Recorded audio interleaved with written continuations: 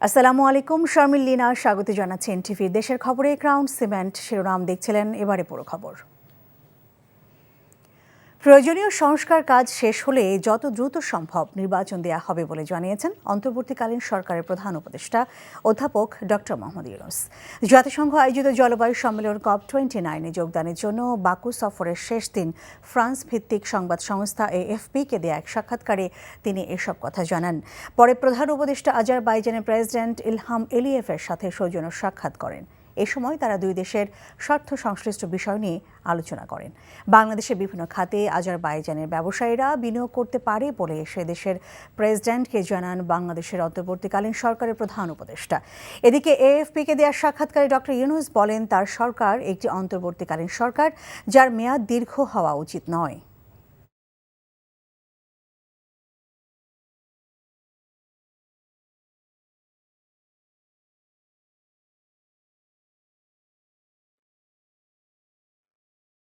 Quick rental সংক্রান্ত বিদ্যুৎ ও জ্বালানির দ্রুত সরবরাহ বৃদ্ধি বিশেষ আইন 201-এর 9 ধারায় দায় মুক্তি এবং ক্রয় সংক্রান্ত 6-এর 2 ধারায় মন্ত্রীর একক সিদ্ধান্ত নেওয়ার ক্ষমতা অবৈধ বলে রায় দিয়েছে হাইকোর্ট।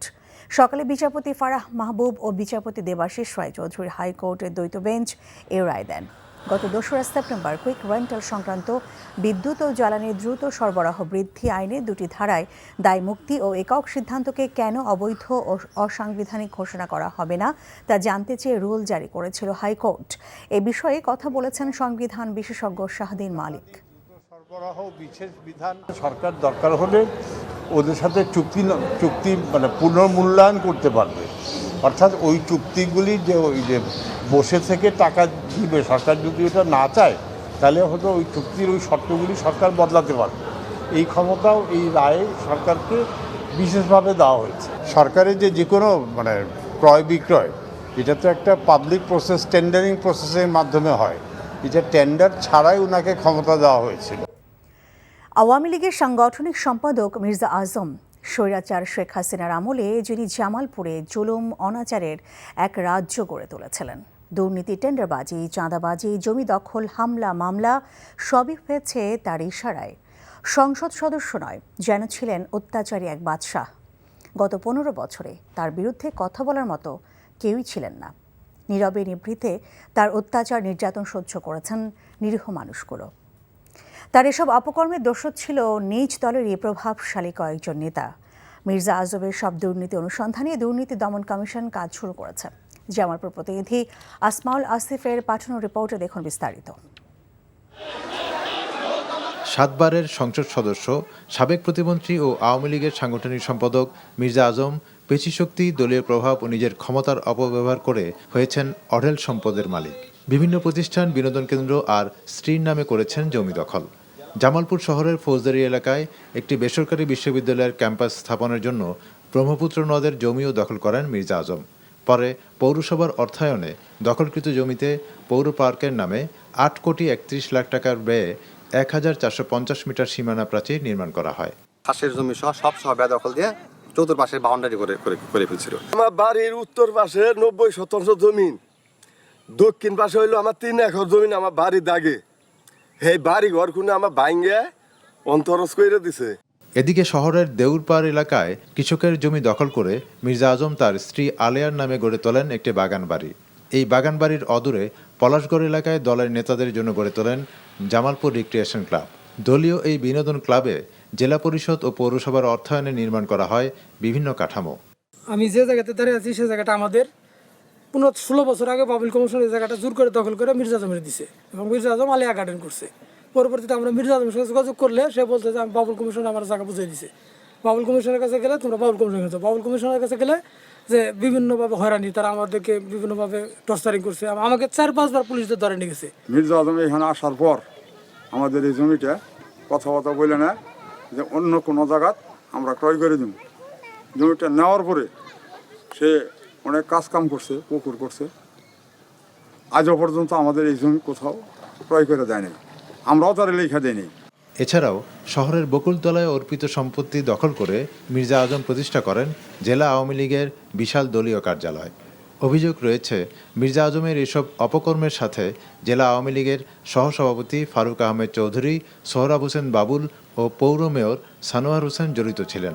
শুধু দুদক না, অন্যান্য গোয়েন্দা সংস্থাগুলো যদি অনুসন্ধান করে শত শত একর, শত শত সম্পদের আমরা সন্ধান পাবো এবং সেগুলো রাষ্ট্রীয় নিয়ন্ত্রণে নিয়ে আসা, তাদেরকে প্রচলিত আইনের আওতায়, দুদকের যে আইন আছে আইনের আওতায় দৃষ্টান্তমূলক শাস্তি নিশ্চিত করতে হবে। ক্ষমতাকে কাজে লাগিয়ে জমি দখল ছাড়াও টেন্ডারবাজি, ঠিকাদারি, হাউজিং ব্যবসা সহ নানাভাবে সম্পদ অর্জন করেছেন মির্জা আজম। মির্জা আজমের এসব দুর্নীতির বিষয়ে অনুসন্ধানের জন্য দুদক কেন্দ্রীয় কার্যালয়ের উপপরিচালক মোহাম্মদ সালাউদ্দিনের নেতৃত্বে 3 সদস্য বিশিষ্ট তদন্ত কমিটি গঠিত হয়েছে। NTV news desk. বসুন্ধরা গ্রুপে চাকরি থেকে ইস্তফা দিলেন রংপুরে বৈষম্য বিরোধী ছাত্র আন্দোলন চলাকালে পুলিশের গুলিতে নিহত রংপুর রোকেয়া বিশ্ববিদ্যালয়ের শিক্ষার্থী শহীদ আবু সাইদের বড় ভাই রমজান আলী ও ছোট ভাই আবু হোসেন। গত 12 নভেম্বর ব্যক্তিগত কারণ দেখিয়ে ইমেইলে এবং ডাকযোগে সংশ্লিষ্ট কর্তৃপক্ষের কাছে চাকরি থেকে অব্যাহতি নেওয়ার বিষয়টি জানান তারা।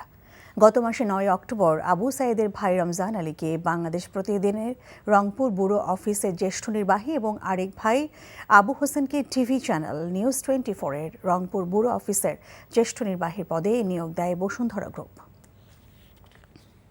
খুলনায় বাংলাদেশ সেনাবাহিনীর আর্মি সার্ভিস করে 43তম বাৎসরিক অধিনায়ক সম্মেলন 2024 খুলনা জেলার জাহানাবাদ সেনানিবাসে অবস্থিত এএসসি সেন্টার অ্যান্ড স্কুলে অনুষ্ঠিত হয়েছে। অনুষ্ঠানে বাংলাদেশ সেনাবাহিনীর প্রধান জেনারেল ওয়াকারুজ্জামান প্রধান অতিথি হিসেবে উপস্থিত ছিলেন। সেনাবাহিনী প্রধানকে এসএসসি কোরের ঊর্ধ্বতন সামরিক কর্মকর্তারা অভ্যর্থনা জানান। সম্মেলনে আর্মি সার্ভিস কোর বাংলাদেশ সেনাবাহিনীর আধুনিকায়ন, সক্ষমতা বৃদ্ধি এবং আভিযানিক দক্ষতা বৃদ্ধির উপরে আলোচনা করা হয়।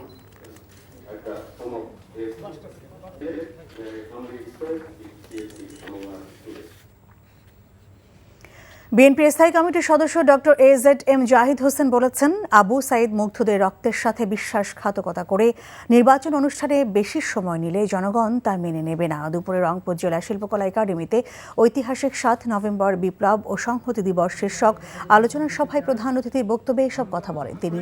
রংপুর জেলা ও মহানগর বিএনপির আয়োজিত আলোচনা সভায় বক্তব্য রাখেন বিএনপির কেন্দ্রীয় কমিটির সাংগঠনিক সম্পাদক অধ্যক্ষ আসাদুল হাবিব দুলু। আমাদের দলের পক্ষ থেকে তিনি সব কিছুর উপস্থিত দেখছি তা না, তো কয়েকজন উপদেষ্টা তাদেরকে নিয়োগ দেওয়া হয়েছে। আজকে 3 মাস বন্ধ থাকার পর আগামীকাল থেকে পুনরায় চালু হচ্ছে সিরাজগঞ্জ এক্সপ্রেস ট্রেন। দুপুরে এই তথ্য নিশ্চিত করেছেন বাংলাদেশ রেলওয়ের পশ্চিমাঞ্চলের সহকারী বাণিজ্যিক কর্মকর্তা AKM নুরুল আলম। তিনি বলেন, সিরাজগঞ্জ এক্সপ্রেস ট্রেনটি 15 নভেম্বর থেকে আগের নিয়মেই সিরাজগঞ্জ ঢাকা রুটে চলাচল করবে। আগে সিরাজগঞ্জ বাজার স্টেশন থেকে টিকিট অনলাইন ছিল না, তাই এখন থেকে ট্রেনের টিকিট অনলাইনে পাওয়া যাবে। বৈষম্য বিরোধী ছাত্র আন্দোলন চলাকালে সিরাজগঞ্জ এক্সপ্রেস ট্রেনটি বন্ধ ঘোষণা করা হয়। আগুন দিয়ে পুড়িয়ে দেওয়া হয় টিকিট কাউন্টার।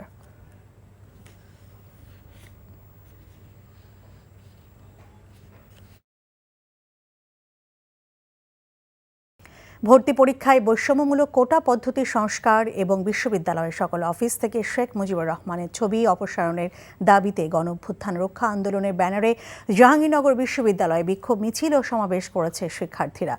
দুপুরে রেজিস্ট্রার ভবনের সামনে থেকে গণঅভ্যুত্থান রক্ষা আন্দোলনের ব্যানারে বিক্ষোভ মিছিল বের করেন শিক্ষার্থীরা। মিছিলটি গুরুত্বপূর্ণ এলাকা প্রদক্ষিণ শেষে সমাবেশের মাধ্যমে শেষ হয়। এদিকে দুপুরে জাহাঙ্গীরনগর বিশ্ববিদ্যালয়ের নতুন প্রশাসনিক ভবনে প্রবেশ করে শেখ মুজিবুর রহমানের ছবি নামিয়ে ফেলে বৈষম্য বিরোধী ছাত্র আন্দোলনের নেতাকর্মীরা।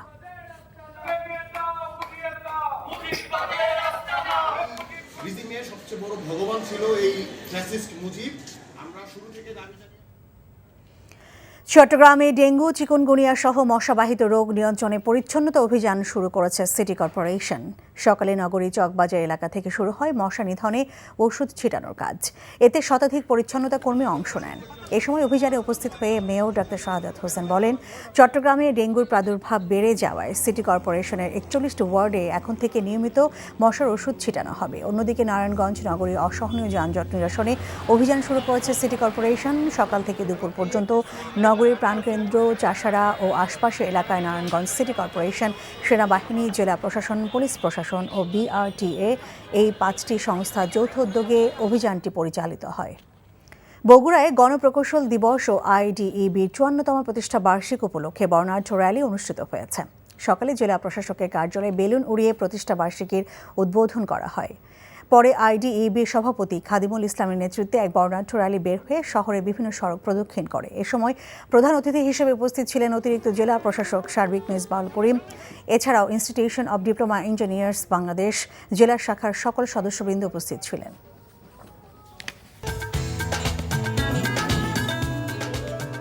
এই ছিল দেশের খবরে। এই খবরের ভিডিও সহ আপডেট জানতে ভিজিট করুন এনটিভি অনলাইন www.ntvbt.com। এছাড়াও এনটিভি জনপ্রিয় সব অনুষ্ঠান ও খবরের আপডেট জানতে ভিজিট করুন আমাদের ইউটিউব ও ভেরিফাইড ফেসবুক পেজ ৬টা ইভিনিং নিউজ দেখার আমন্ত্রণ রইল। এতক্ষণ সঙ্গে থাকার জন্য ধন্যবাদ সবাইকে।